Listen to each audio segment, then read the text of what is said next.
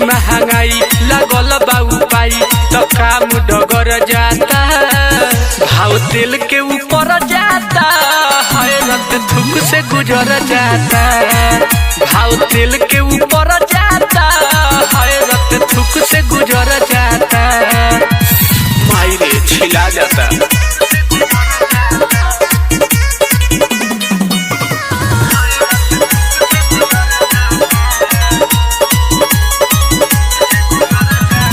रात भर देखाला से हौला फिल्म इहे एको मिलेला सीखे के इल।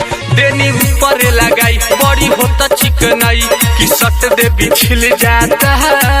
भाव तेल के ऊपर जाता हैरत थूक से गुजर जाता।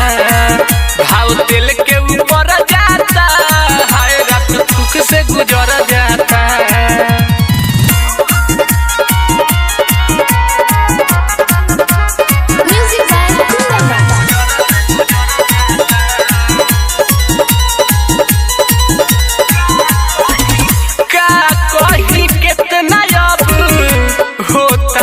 बचन इहे देखी पियऊ रोज बाड़े हो सटन। रितेश अरपन प्यारे पवन दयावत चढ़ जाता है।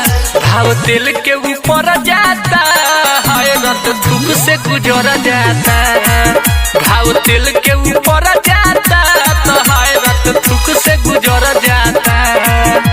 देखी महंगाई लगल बा उपाय तो काम डगर जाता। देखी महंगाई लगल बा उपाय तो काम डगर जाता। भाव तेल के ऊपर जाता हैरत थूक से गुजर जाता। भाव तेल के ऊपर जाता तो हैरत थूक से गुजर जाता। छिला जाता।